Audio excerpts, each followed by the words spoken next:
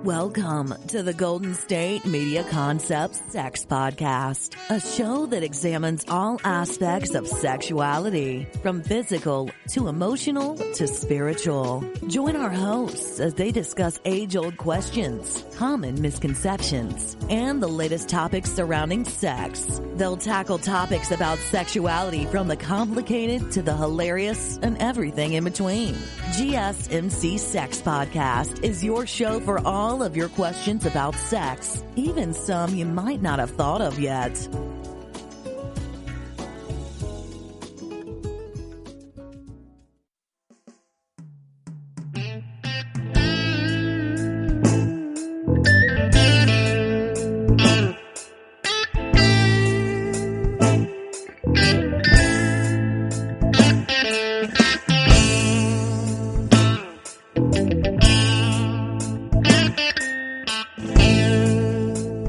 And welcome to the GSMC Sex Podcast, hosted by the GSMC Podcast Network. I am, of course, your host, Becky, and today I thought I would be talking about sexuality, and sexuality as a whole, because I think there's a general understanding in terms of what the general population knows about sexuality, but we live in a society where sexuality and gender are in a state of flux in terms that we as a society are realizing that more and more people are identifying themselves in certain ways.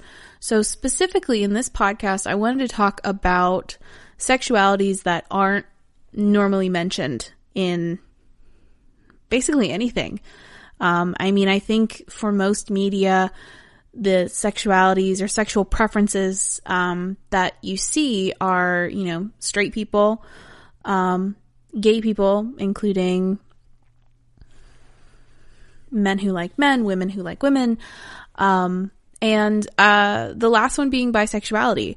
And I think it's becoming more and more apparent that there are more layers to sexuality than just those three terms. There's a reason why it's, LGBTQIA+, because there is a very large umbrella that community encompasses. And I think it's important to discuss these different versions of sexuality because of the fact that they aren't talked about. And the first facet I thought I would talk about, today, in my previous episode, I had mentioned asexuality, and how I had kind of wrongly forgotten about asexuality as a facet of sexuality. And so I wanted to bring it up as the first one today, to explain it to people who don't, quite understand it. And I wanted to start with this whole thing by saying that I identify as bisexual. I am female pronouns. I am a cisgendered woman. I think I'm saying that correctly. But like I said, I'm still learning about all of these things and am very excited to continue the conversation in terms of, properly identifying and understanding other ways of, the way that people think and the way that people live. So I wanted to start by talking about asexuality. And as someone who is not asexual, who knows very little about the community, I had to do a little research on my own and honestly had a lot of trouble finding research about a lot of these things. And asexuality, from what I can, gather from my resources, is a lack of sexual attraction, but it is different from celibacy or abstinence. Celibacy and abstinence being that you are choosing not to have sex, whereas asexuality is a lack of sexual attraction in general. And granted, this is something that I am unfamiliar with and am not quite sure how that thought process goes, because I think there are a lot of people like me who think to themselves, oh, well, I can't imagine not being sexually attracted to someone, before, going out with them or before, going any further with them. So I think this is a foreign concept to a lot of people. And I think the fact that it's not represented in a lot of mainstream media kind of reflects that and makes it harder for, a lot of people who do identify this way. It makes it harder for them to realize, like, oh, there's a term for it. Oh, there's a community of, people who also feel this way. Honestly, thinking about it, the only real representation that I can think of off the top of my head is BoJack Horseman, the Netflix original. You have Aaron Paul, who plays the character Todd Chavez, and he openly admits that he believes that he is asexual and finds a community of people who are also asexual and that understand him. And I think that representation was really important because, one, it gave the general population a look as to, oh, well, what is asexuality? What is this foreign concept that we don't know about? And so it was helpful in that it's shown a light to other people, and then it also gives the opportunity, again, for people to see this and go, oh, I'm like that. That's how I feel. And then you kind of have the flip side of that, which was the second topic that I thought I would bring up today, and that is sapiosexual, which, to be honest, was a term that I had not heard of before, and was a little interested in because sapiosexual is the attraction to someone's intelligence rather than appearance or general sexual attraction or, chemistry between someone. It's a thought of someone's intelligence being the sexiest thing about them, basically. And I thought it was an interesting topic to bring up on here, especially because I really couldn't find any other research about it other than one celebrity who had come out as sapiosexual. And I'm curious to speak with someone who identifies this way, because I am not like that. I need somebody who I find attractive, whose personality clicks with mine, things like that. So I think it would be interesting to talk to somebody who is wired this way and to really kind of, discuss from a first person thought of, okay, what is it about intelligence that, is it just intelligence? Is it intelligence plus other things? And what is it about intelligence that really does it for you? Because I think there is a connection between general attraction. I think most people are looking for someone who's smart and funny and, has a good head on their shoulders. But it's interesting for me, especially because I couldn't really find a lot of research about it. This idea that intellectual understanding or intellectual status is something that is like a soul attractor for somebody. So I'm going to take a quick break, and when I come back, we're going to be continuing our discussion about sexuality and the different facets that are within it. Stay tuned.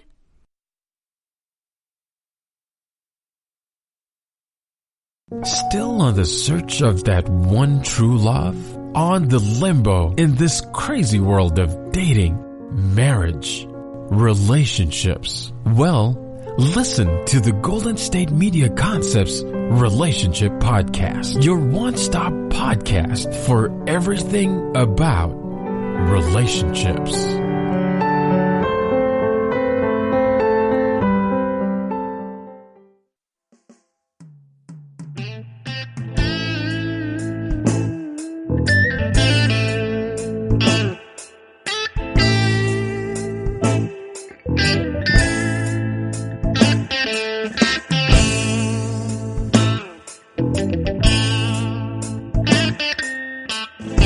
Welcome back to the GSMC Sex Podcast, hosted by the GSMC Podcast Network. I am, again, of course, your host, Becky. And if I sound a little gravelly today, it's because I am getting over a cold. So please bear with me, and I am trying to power through it. But today we're talking about sexuality and sexuality's different facets, and a lot of sexualities that aren't really talked about in mainstream media. And before I go into any other sexualities, I just figured I would hit very briefly on the, I guess kind of generic, I hate to say that word, but maybe the generic or the more well-known sexualities that are presented to us on the daily. And of course, I don't think I need to give a long explanation, but I thought it was important to at least mention them in the podcast. You know, of course, you have heterosexuality, which is the attraction from opposite genders. So, you know, men who like women, women who like men, and, you know, the various forms between that. You have homosexuality, which encompasses both lesbians and gays. You know, gay meaning men who like men, and lesbian meaning women who like women. And then lastly, of course, you have your bisexuals representing. So you have your bisexuals who are attracted to both men and women. And I know for me personally, like I had said in the first segment, I look for someone who I am physically attracted to, someone whose personality meshes with mine. And I also look for someone who is, you know, someone who can make me laugh, someone who can have a good debate with. So I look for, you know, those kinds of things when looking for a partner. And in that case, gender doesn't really, bother me all that much. And I think we've come now to a point in mainstream media, which I will preface by saying I think it's great that that both homosexuality and bisexuality have made it into mainstream media. I think it's amazing that we've gotten to a point in time that this has become kind of a common thing. I think it's very rare in most television shows in the last maybe 5 years that you don't see a gay character included. So I think that's fantastic. However, I will say that the idea of including a gay character and including a well-developed gay character are very different. I think that in today's society, there is a kind of thought process of, oh, well, we need to add a gay character. We need to add a sexually different character, to add diversity to the show. But that also negates the importance of, you know, well-written, fleshed out, deep characters in the gay community. So if you're looking for some, premium gay content, I would recommend the L Word, or now they've actually rebooted the L Word into the L Word Generation Q. One of the things that, and because I'm a longtime fan of the show, and it's something that really helped me discover my own sexuality while I was watching it.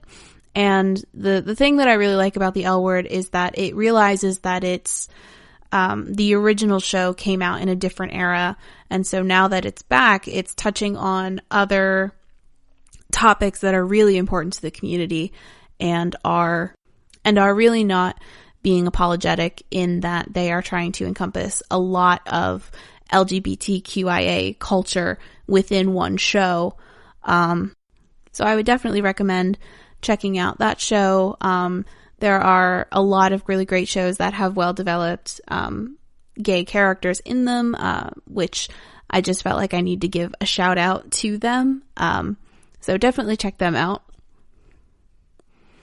I'm going to take a quick break, and when I come back, we're going to be continuing our talk of the not well broadcast sexualities. Stay tuned.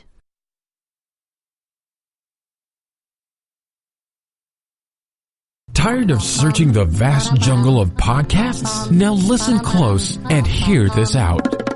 There's a podcast network that covers just about everything that you've been searching. Hey! The Golden State Media Concepts Podcast Network is here.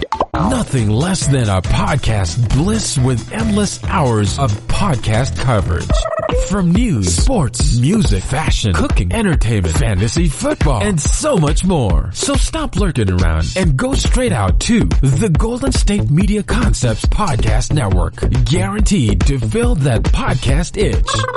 Whatever it may be. Visit us at www.gsmcpodcast.com. Follow us on Facebook and Twitter, and download us on iTunes, SoundCloud, and Google Play.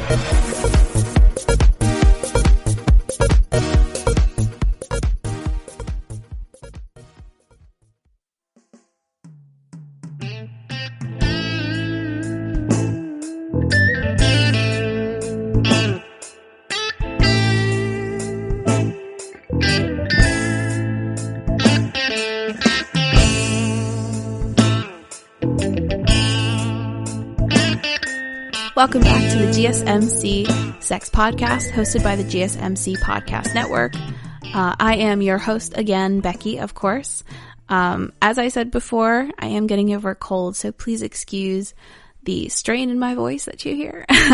We are here to talk about sex and sexuality today. And specifically, I wanted to talk about the less commonly heard of sexualities. We've talked about asexuality and sapiosexuality.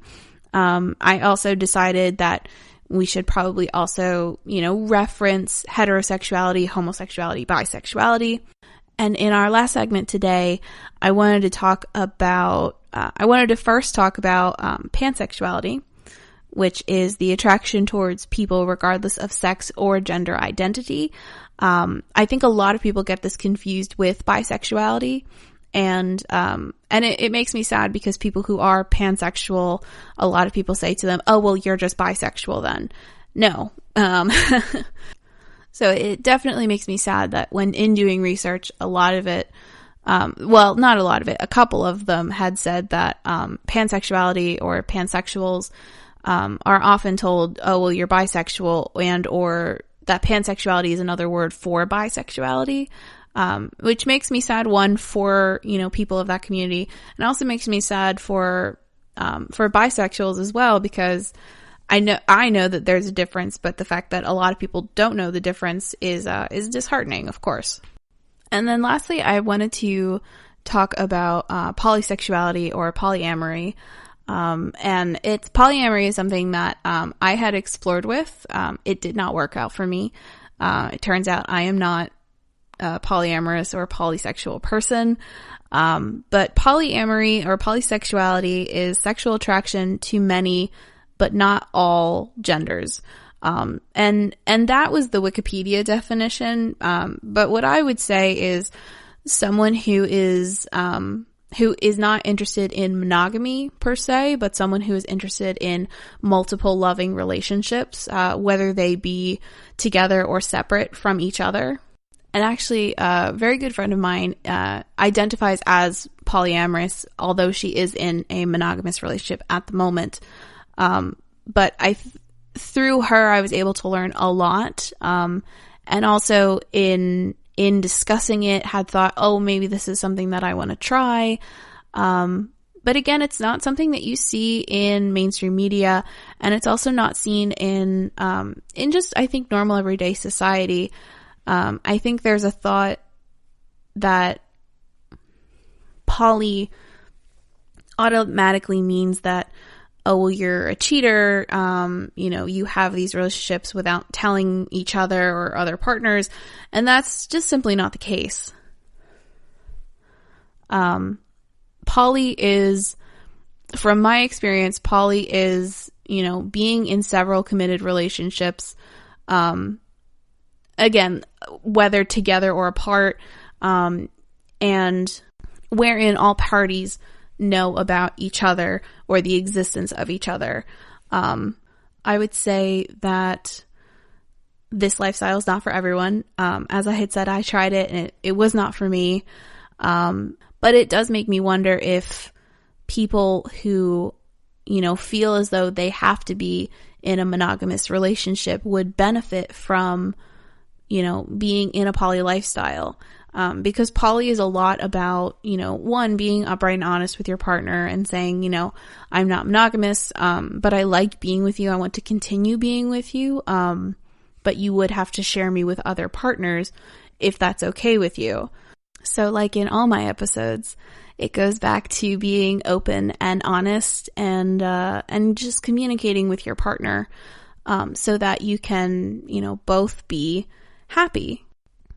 There's always a question that I think of in terms of when I talk to people who are not familiar with the term poly. When I talk to them, I actually once had an encounter with a young man in a shared Uber, and he and his friend were going out drinking because his girlfriend had cheated on him, and so they had broken up. And the one thing that I had asked about his relationship, in terms of, sexuality and things was, well, if she had been open and honest with you in terms of, I want to see other people, would that have been okay with you? Would that have changed the situation? Or would it still have ended up that you wouldn't have wanted to be with her after that?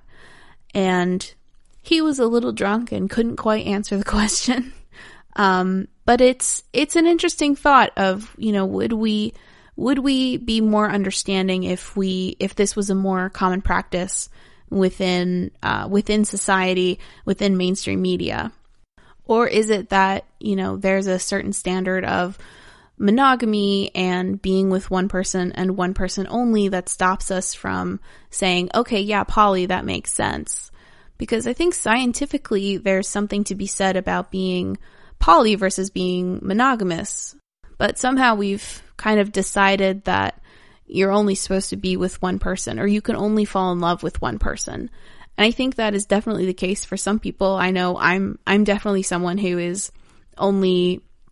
can only be in love with, one person at a time.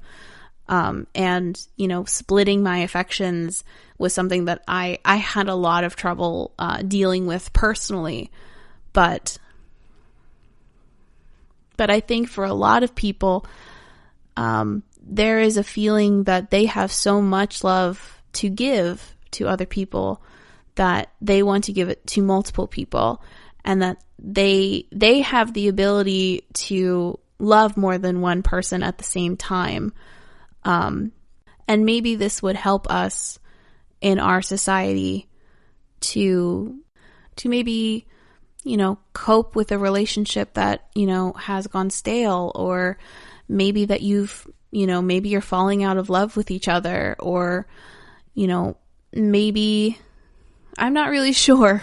But poly is definitely something that, even though it didn't work out for me, I'm a big supporter of, people who are open and honest in multiple relationships. And yeah, I think it's pretty nifty. So thanks for hanging out with me today. That's all I have for you. And I'm very curious to know, what are your thoughts on not as well-known sexualities? Do you relate to any of these sexualities? We are in a society where we're finally starting to accept that sexuality is a spectrum, and there are so many different parts to it. So let's start a conversation about it. And you can find us on social media at Facebook. Our Facebook is Golden State Media Concepts Sex Podcast. And you can also find us on Twitter under GSMC_sex. And of course, don't forget to like, review, subscribe. A good review always helps us out. Let us know how we're doing. Let me know how I'm doing. I am, of course, your host, Becky. Thank you for sitting with me while I'm getting over a cold. And I will see you all next time. Bye. You've been listening to the Golden State Media Concepts Sex Podcast, part of the GSMC Podcast Network. You can find this show and others like it at www.gsmcpodcast.com. Download our podcasts on iTunes, Stitcher, SoundCloud, Google Play, or anywhere you find podcasts. Just type in GSMC to find all of our shows from the GSMC Podcast Network. From sex and relationships to health and wellness, life and happiness, and even weird news. You can also follow us on Twitter and Facebook. Thank you, and we hope you have enjoyed today's episode of the Golden State Media Concepts Sex Podcast.